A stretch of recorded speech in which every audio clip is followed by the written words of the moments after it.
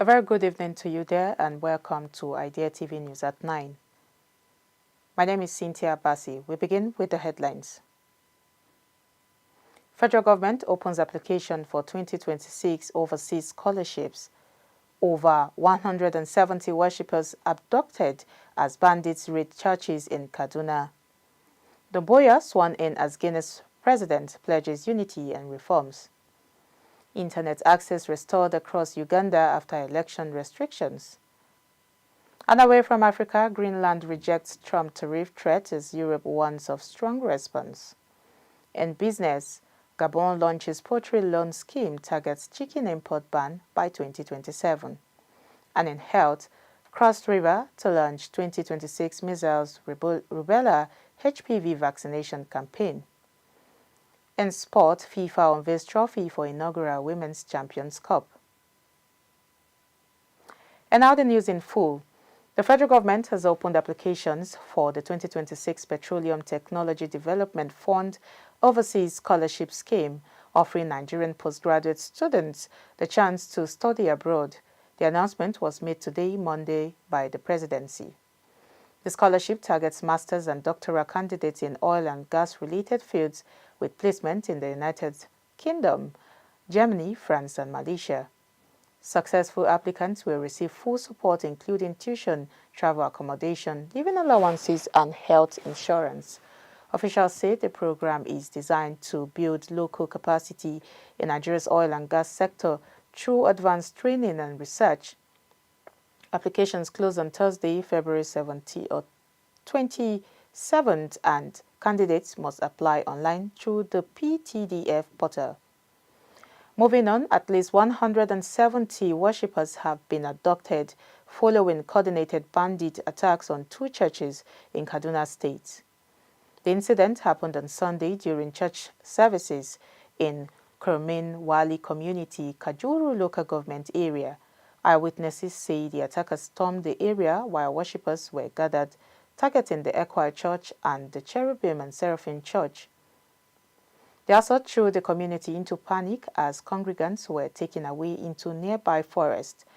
Northern Chairman of the Christian Association of Nigeria, Reverend Joseph John Hayab, confirmed the incident, describing it as sad and painful. He said preliminary information from the area indicates that about 172 people were initially abducted, with 9 vulnerable victims later managing to escape. This leaves an estimated 163 people still in captivity despite the scale of abduction. Reverend Hayab said church leaders are committed to working with security agencies and the Kaduna state government to ensure the safe return of those taken. He stressed that the attacks would not provoke retaliation or despair, adding that recent recoveries of abducted persons give hope that the victims will return safely. As of the time of this report, neither the Kaduna state government nor the police have issued an official statement on the incident. The latest attacks add to growing concerns over insecurity in parts of Kaduna State, where bandits' raids, kidnappings, and attacks on rural communities have continued to disrupt daily life and religious activities. Moving ahead, Guinea's military leader, General Mamadi Doumbouya, has been sworn in as president, formalizing his rule more than 4 years after seizing power in a coup that removed President Alpha Condé. The ceremony took place on Saturday, marking a new phase in the country's political transition. In his inaugural speech, Doumbouya called for national unity and inclusive governance, urging peaceful civic participation. He pledged to prioritize education, vocational training, and job creation, while promising a greater role for women and young people in national development. He also vowed to govern with integrity, accountability, and strong institutions. The swearing-in comes as Guinea faces serious economic challenges, with the World Bank estimating that more than half of the population lives below the poverty line.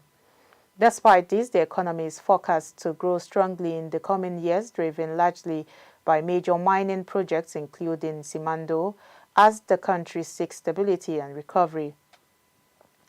Now, internet access has been fully restored across Uganda today following the conclusion of the country's 2026 general elections and a post-election security review. The temporary restrictions was imposed during the voting period to curb misinformation and prevent unrest. Uganda's Communications Commission ordered the immediate restoration, saying essential services were maintained throughout the shutdown. Authorities say the decision followed an assessment that security risks linked to the election had eased. As connectivity returns, officials are urging citizens to use the internet responsibly, warning against the spread of false information. The Commission also thanked the public telecom operators and the media for their cooperation during the restriction. And now we take a quick break. The news continues when we are back.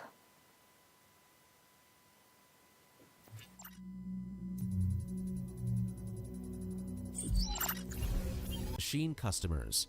Machine customers are AI systems that can make autonomous purchasing decisions on behalf of businesses or individuals. These systems analyze data, predict needs, and place orders without human intervention. For example, AI-powered chatbots can reorder supplies for a company when stock runs low. While this trend improves efficiency, it raises concerns about control and accountability over automated processes. As companies explore this concept further, B2B and B2C transactions will increasingly rely on machine customers.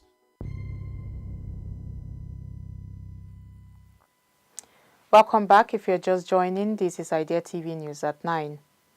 Now the rest of the news. Away from Africa, Greenland's Prime Minister today dismissed threats from Donald Trump to impose tariffs on countries opposing United States control of the island, insisting Greenland will not be pressured. Jens Frederick Nelson said the territory has the right to make its own decisions, despite Washington's renewed push to take over the Danish-administered island. The warning came as the former United States President, or the President of the United States, repeated his claims that Greenland is vital to American and global security, with the White House indicating that all options, including military action, remain on the table. In London, Prime Minister Keir Starmer described the tariff threat as completely wrong, while cautioning that retaliation could trigger a damaging trade war. In Europe, Finance Minister signaled a tougher stance. Germany and France say today that the European Union must be ready to respond strongly if tariffs are imposed, underlining rising tensions between Washington, Greenland, and its European partners over sovereignty and trade.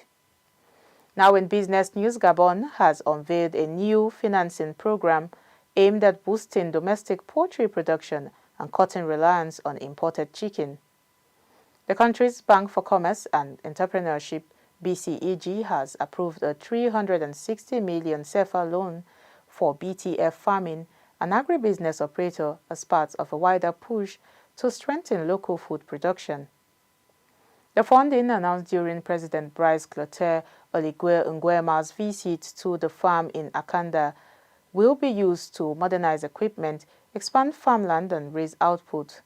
BTF Farming, founded in 2019 and run by Gabonese entrepreneurs, operates an integrated model covering poultry, fish farming, and crop production. Officials say the goal is to increase local supply and reduce pressure from food imports. President Nguema also announced a broader low-interest loan scheme for poultry farmers, allowing producers to access between 250 and 400 million CFA at a 4% interest rate, repayable within 1 year. The government says the initiative is central to its plan to ban broiler chicken imports by 2027, though analysts warn success will depend on parallel investment in feed, energy, logistics, and market access. And now in health news, Cross River State will run its 2026 measles, rubella, and HPV vaccination campaign from the 4th to 15th of February, covering all 18 local government areas. Children 9 months to 14 years will receive the measles, rubella vaccine, while 9-year-old girls will be given the HPV vaccine to protect against cervical cancer. Routine immunizations for children 0 to 23 months will continue during and after the campaign. Vaccinations will be available at health facilities, schools, churches, mosques, markets, and motor parks to ensure wide coverage across the state. Authorities confirmed that all vaccines are free, safe, and fully funded by the government and urge parents and caregivers to take advantage of the exercise to protect their children from preventable diseases. And finally, in sport, FIFA revealed the new trophy for the first Women's Champions Cup in London, a milestone for global women's club football. The event, attended by school children near Brentford Stadium, featured Alex Scott and Jill Ellis, who engaged with fans and highlighted the tournament's role in inspiring young players. The competition will see continental champions compete, starting with semi-finals on the 28th of January at Brentford Stadium, Gotham FC versus SC Corinthians, and Arsenal Women's FC and ASFA. The tournament concludes on the 1st of February at Arsenal Stadium with the third-place playoff and final. FIFA emphasized that the Women's Champions Cup aims to boost visibility and growth for women's football worldwide, showcasing elite talent and encouraging participation from future generations. And that's all we have for you on Idea TV News at 9. But before we go, here's a recap of the headlines. We brought you news that the federal government has opened applications for 2026 overseas scholarships, and over 170 worshippers abducted as bandits raid churches in Kaduna. DOUMBOUYA sworn in as Guinea's president pledges unity and reforms. Internet access restored across Uganda after election restrictions. And away from Africa, Greenland rejects Trump tariff threat as Europe warns of strong response. In business, Gabon launches poultry loan scheme targets chicken import ban by 2027. And in health, Cross River State to launch 2026 measles, rubella, HPV vaccination campaign.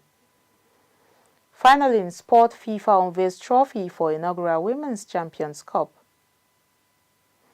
And now, do not forget to follow us across all our social media platforms at Idea Television. I am Cynthia Bassi. Thank you for your time.